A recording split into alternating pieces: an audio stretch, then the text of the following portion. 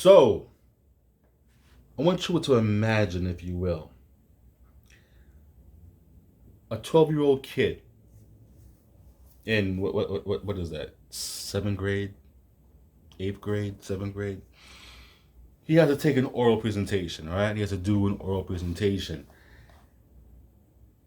And it bothers him because he has a disability, a speech impediment. So his name is being called.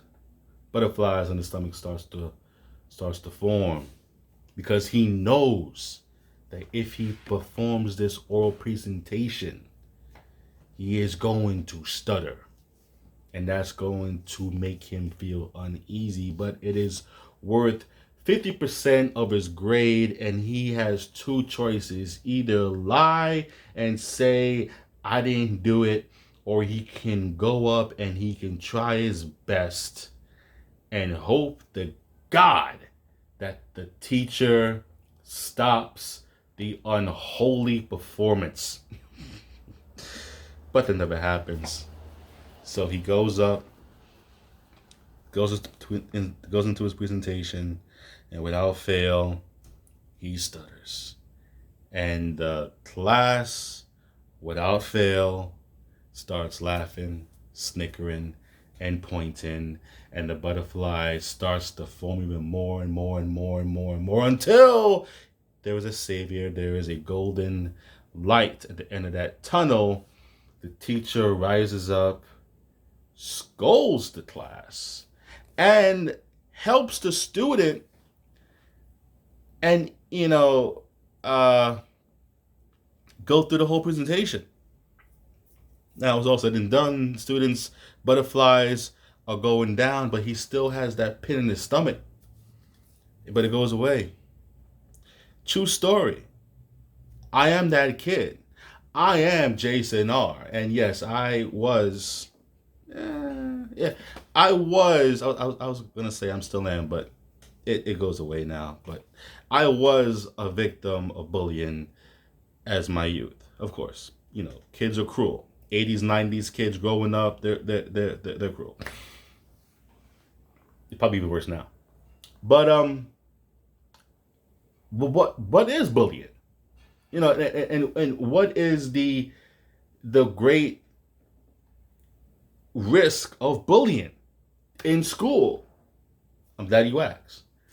So bullying is defined as a type of aggression behavior in which someone else causes injury or discomfort intentionally and repeatedly.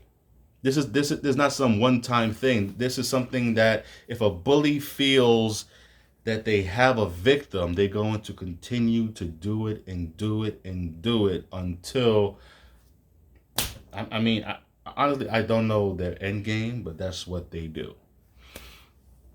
Now, people say, well, why does a bully bully? Where does it come from? A bully's strength is pretty much based on many, many things. It is based on physical strength, age, financial position / status, and social and technical capabilities. Now, because we're talking about youth, we have to talk about bullying in school.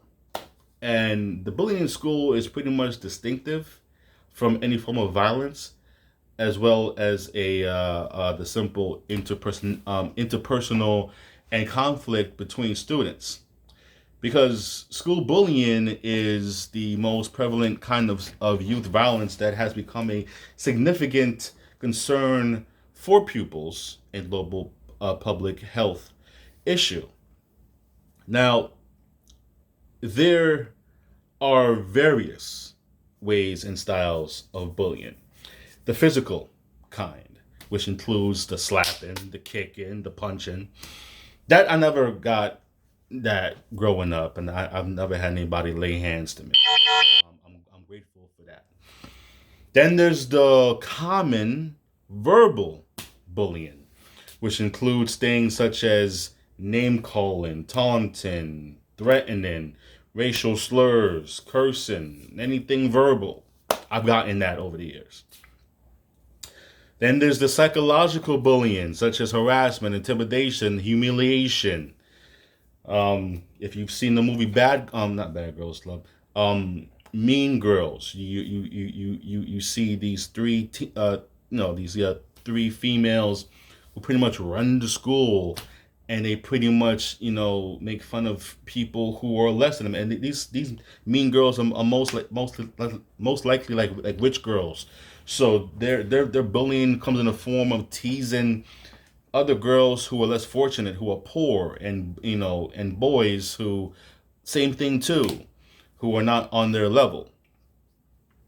Then there's the bullying in the social relations, like social rejection or preventing people from engaging in certain activities. Again, with these mean girls who would form a clique, who tell people, "Oh, you can't sit here at my table. This is only for pretty people." Or, if you're in drama, "Oh no, you're too fat to play the main lead of Romeo and Juliet because you're fat, so you can't do that. Sorry." Um, then there's the sexual bullying, which is threats or sexual touching, use of dirty words, profanity, or other forms like grabbing or groping, touching. I can see this mostly happening between men and between boys and girls. Um, so it becomes a form of sexual harassment. Now,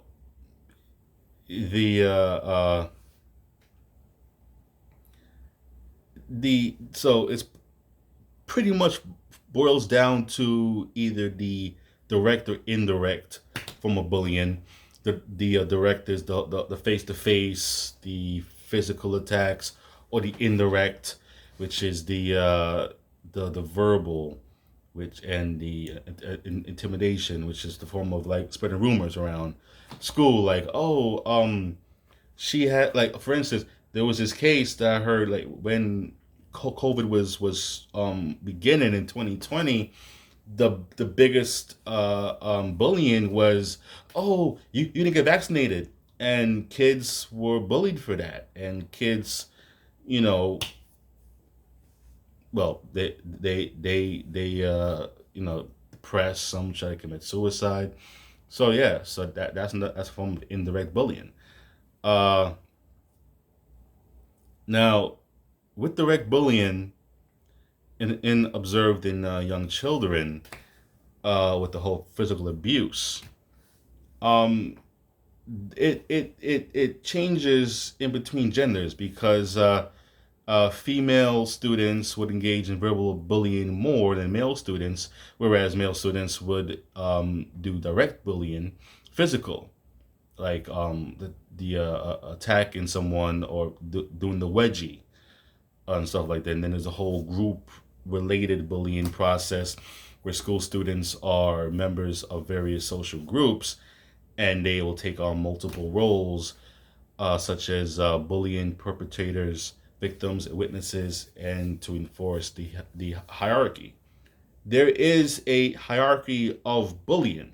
Now, what is the hierarchy? On the top tier is the ringleader. It's the bully themselves. It's the person who is planning over a long time to harm the victim, uh, um, again and again and again.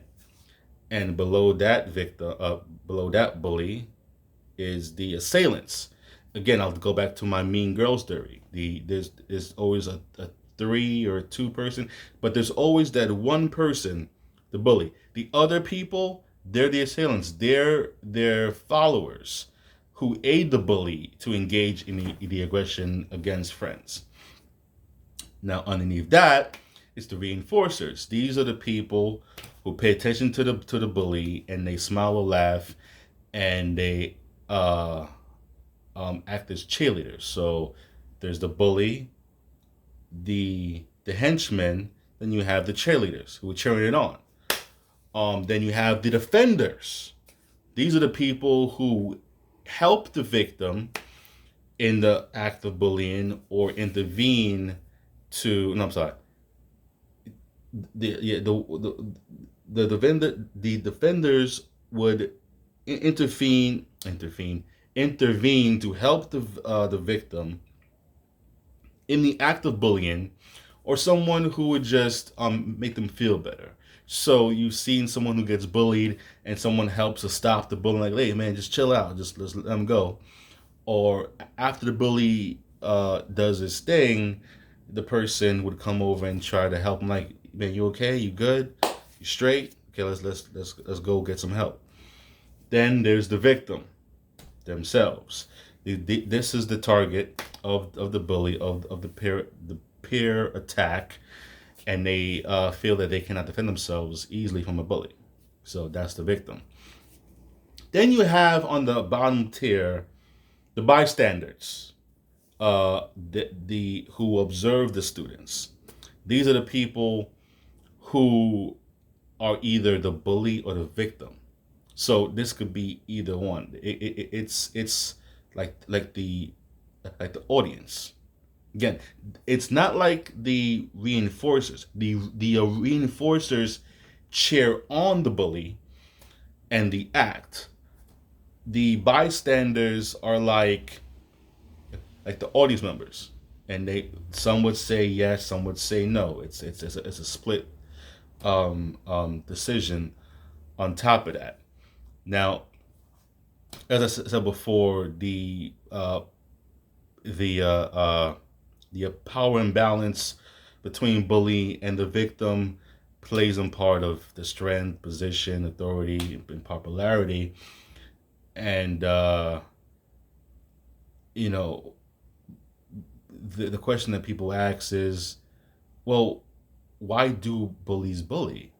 There's no one reason why, because again, bullies need to find something that makes them better than the other person. And it could be about their sexual orientation. It could be that the person is overweight or underweight. They're wearing glasses. They look like a nerd. Different clothing. They're being new to the school. They're not cool enough to fit in with the crowd. And bottom line, they just look weak to the bully, so they think that they can overpower them. And um, that's really what it boils down to. Now, that was who gets bullied. Why a child gets bullied? I'm sorry. Why a child becomes a bully? Again, various reasons why. They either have too much aggression or is easily frustrated. Um, just a whole bunch of anger issues, and it pretty much stems back at home. And the issue too with home, they have less parental involvement or have issues at home. So when you have parents who don't care, a child can do whatever they want. They have no boundaries. So it's like, I can get away with it with anything at home. Why not at school? And even if the school tells the parent, they either are not there or they don't care, pretty much. Another reason why is they think badly of others. They have no moral concept of other people, and they just think that they are better than other people, and that the whole world is just they just suck. Uh, some other view violence in a positive way. They think that, well, if I just use violence, then that's good. I'm good at doing that. And another reason why too, as I said before, with the another ringleader, the reinforcers, and the bystanders, they might have friends who bully others. So they're like, listen, well, Tom bullies people, so why can't I? You know. But now in the year of 2022, the most common form of bullying is cyberbullying. Now, cyberbullying is a form of bullying that occurs. So what did I say? That happens uh, over digital devices such as cell phones, computers, tablets, um, text messages, apps, online social media, forums, gaming platforms, whatever that is digital. So I'm with the whole social media, Facebook, Instagram, Twitter, Snapchat, whatever else they got out there, TikTok. Then with the text messages, when people exchange text messages to each other, they send it in a group text.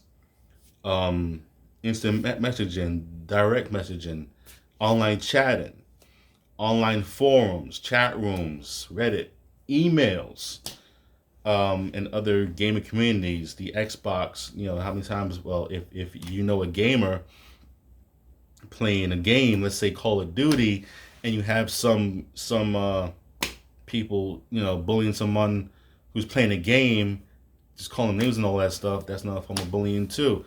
Um, Now, with the cyberbullying, there's three forms of it that has concerns. There's the persistent concern. Now, this is when the device that that the victim is using, it's continuously being bullied 24/7.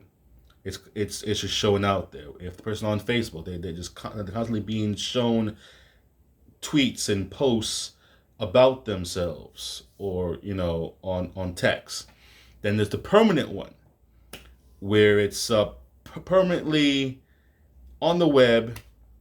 If not reported and removed, it's just there, like on YouTube. If someone makes a video of someone else in a embarrassing manner, it's on YouTube. It's hard to have it taken down. So you have billions of people watching this video, and their life is just over. Now, and the last one is hard to notice, because teachers and adults, you know, may not, hear it all the time or see it taking place, because it's hard to recognize. So they're pretty much out the loop most of the time. So you see, when you see a cyberbullying story or a movie, the parent or the teacher doesn't really catch onto it unless someone tells them. So they're not really, keen to the whole social media and all that stuff. Now, what are the effects of bullying? Okay. Students who experience bullying are increased risk of depression, anxiety, sleep difficulties. They're moody, they're willfulness, low academic achievement, and dropping out of school. So, of course, when you have the amount of cyberbullying happen, but even in school bullying, it's really hard to focus. They cannot um, maintain a life, because they're in fear, and they can't sleep because they're worried about this embarrassment that happened. Let's say something embarrassing happened in school, like someone pouring ketchup on a girl's chair. She sits down and she's wearing like a white shorts, and she gets up, and the whole class think that she just had her period. She's embarrassed, and of course, if someone recorded that and posted on YouTube, she's dead inside. She wants to go inside of whole. Now, I've been there. When I was up there doing my presentation, I wanted to find the biggest, darkest hole and just grab the rock and just crawl into it and just die. But I figured, it only happened in school. They don't know my phone number, so it wasn't gonna follow me at home. It was only gonna be at school. So all I gotta do was just stay in the background and just hope that it'll just die down, which it did eventually. It did. So it wasn't that bad. But there are kids who are taunted every single day, and they fall into this depression and anxiety, and their grades start to slip down. Now, and with this, it also creates a greater risk of mental health and behavior problems, where they again they become moody, so they just have all this mental uh uh problems, and the parents don't know why, because they're not telling the parents, and the teachers aren't telling the parents, so the student just has this total mental breakdown. Now, here's some stats for you. Bullied students indicate that bullying has a negative effect on how they feel about themselves. 27%. Their relationships from with friends and family, 19%, and their schoolwork, 19%, and physical health, 14%. So pretty much 27% have a negative effect on how they feel about themselves. 19% of their relationship between friends and family, and 14% on their physical health. So it brings them down to feeling worthless to to live and to carry on, pretty much. Um, well, yeah, I did say that there are gender differences in bullying. Um,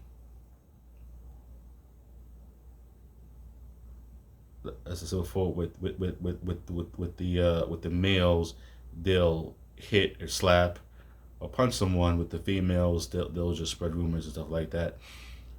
Let me see. Now, if you know someone, a teen who is a victim of bullying, you can ask questions. Ask them how he or she is spending their lunch break or time before and after school. Ask them about them going to school or leaving school. Listen to the teens' reports of being bullied, and take them seriously and encourage them on speaking out. Report all incidents to school authorities, and keep a written record of who was injured and how, and report it to the school officials.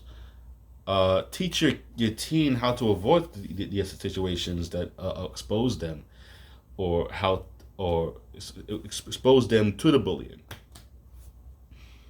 and teach your teen how to respond to aggression, um, and how to avoid it or to deal with it, pretty much. Now, um, here's some more stats. The frequency of cyberbullying. Again, the cyberbullying is the top form of bullying, because now with teens now have phones and computers. It's daily. So let me see. The 2019 school crime supplement to the National Crime Victimization Survey indicates that nationwide, about 60% of students in grades 9 to 12 experience cyberbullying. The one out of every five, 20.2% students report being bullied. A higher percentage of male than of female students report being physically bullied, 6% versus 4. So 6% of males, 4% of females. Whereas a higher percentage of females than male students reported being subjects of rumors, 80% to 9%, and being excluded from activities on purpose by 17%, by 4%. 41% of students who reported being bullied at school indicated that they think that bullying would happen again. Um, Trying to get some more stats here that are relevant. Uh,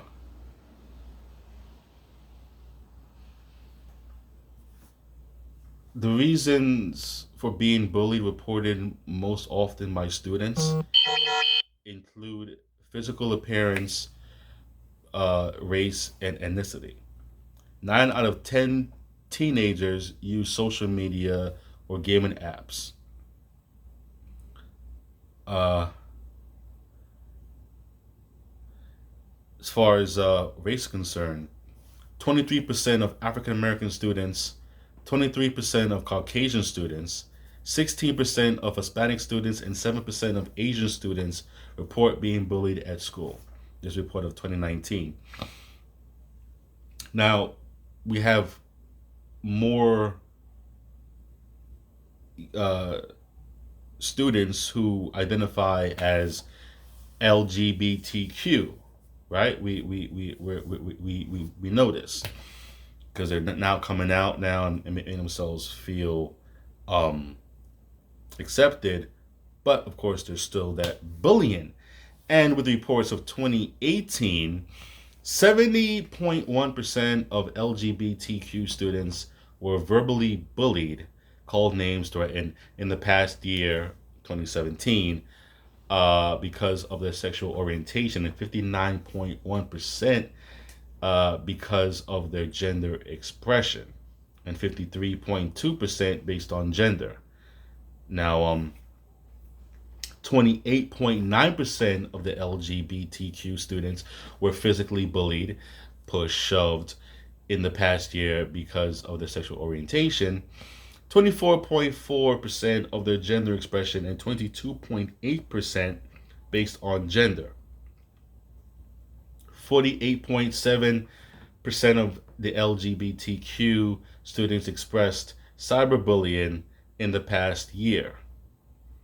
59.5% of LGBTQ students feel unsafe at school because of their sexual orientation. 44.6% because of their gender expression, and 35% because of their gender. Now, of course, you see that these numbers are pretty much, you know, not high, but they are prevalent to, the negative effects of bullying, and it's gonna get more and more worse as time goes by. Now, you know, there always seems to be this correlation between bullying and suicide. Uh, because of the effects of depression and anxiety and violent behavior, and some students even dive into drugs and alcohol to succumb to pain.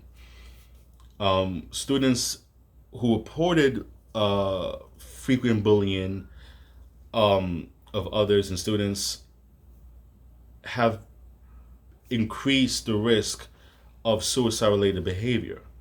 There has been a meta analysis found that students facing peer victimization are 2.2 times more likely to have I, uh, um, suicide thoughts, and 2.6 times more likely to attempt suicide than students not facing this victimhood mentality.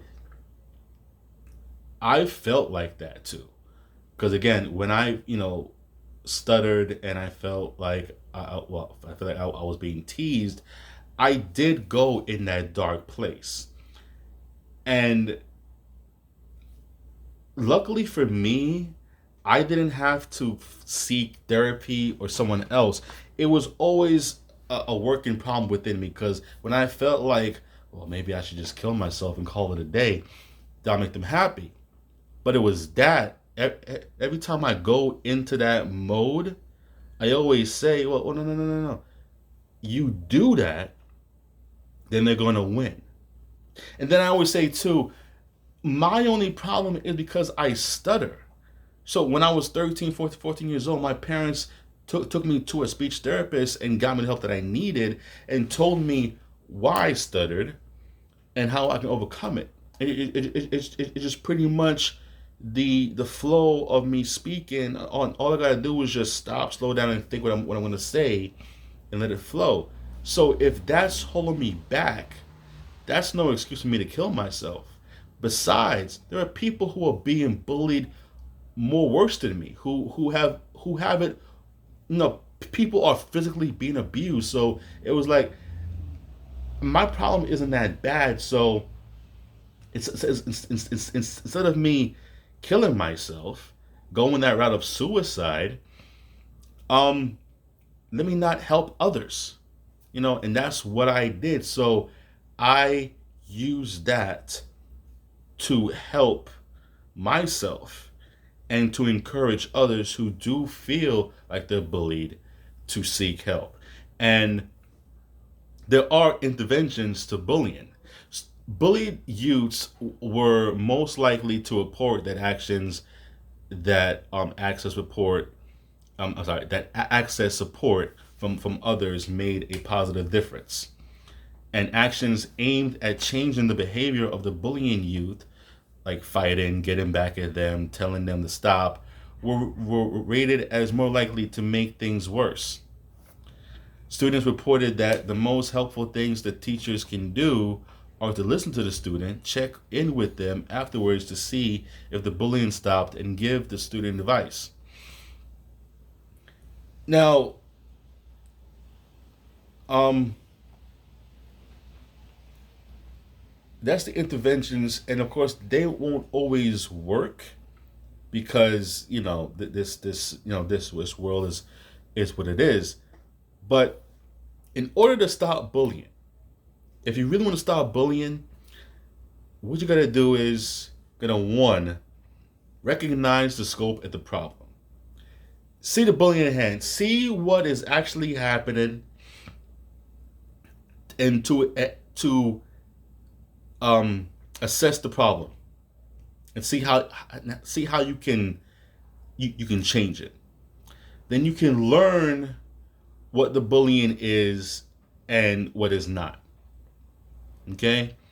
Then you can pay attention to the warning signs.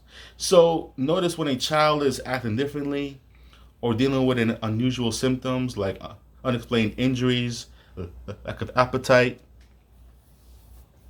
and take appropriate action, like seek help or call the crisis hotline. Then you can emphasize empathy, understand what the student is going through, and try to offer some kind of advice for them. And you keep the conversation going and encourage kids to find activities that they enjoy. So if the child's getting bullied every day, try to put them in a mind at ease of doing things that they like doing, like a hobby, painting, basketball, drawing, poetry. Let them get their feelings out in their activity, and that usually happens to become a form of therapy, so to speak. And support the anti-bullying groups and learn steps to take. There are various programs and school efforts working to address the problem of bullying, and getting involved will help um, slow down the act of bullying. And yeah, I mean, and really, as far as cyberbullying is concerned, just be careful on what you post. You know, um, uh, uh, don't add certain people that you don't know as strangers. And keep your parents at loop. That's really the one thing about students is that they keep their parents out of the loop and they don't know what's going on until the child does something bad or they kill themselves. Um, and just and if there's a student listening, just talk to a person, to an adult, to a friend, and tell them what's going on really. And there's really no end to bullying because it will happen in every generation, but it is important to know the signs of the child. And then if you are a child that who is bullying somebody, just understand why they're doing it, and hopefully that will change them. But most importantly, it's all about that whole saying: if you see something, say something, basically, and stand up to bullies, pretty much. And as you can see, my bullying helped me do things that I wouldn't have done, you know, 30 years ago. I have 3 channels on YouTube that involve me to talk. I have taken on jobs that involve me to talk. And I'm not gonna say that there hasn't been a day that passes by that I don't stutter. I do stutter. Even at this moment, I'm stuttering right now. But I, it's a work in progress. So thank you. I hope. I mean, I went over some minutes, but I hope that this didn't bore you in some form of fashion. But yeah, bullying for the youth is a problem, and I cannot stand bullying in any format, even if it's in the youth, in adulthood. It has to stop. I don't partake in bullying, and victims need to stand up and need to say something. And if you see bullying, say something, do something before that person does something that will change their lives and others forever. This has been Jason R. And I will see you. And I will keep the comment section open. If you have any more comments, you can say. But before I go, I have 3 questions for you. Have you been a victim of bullying? Have you seen anyone a victim of bullying? And what do you suggest that could end bullying in a situation? I would love to hear your feedback. With that being said, I'll see you guys next time. Thank you and good night.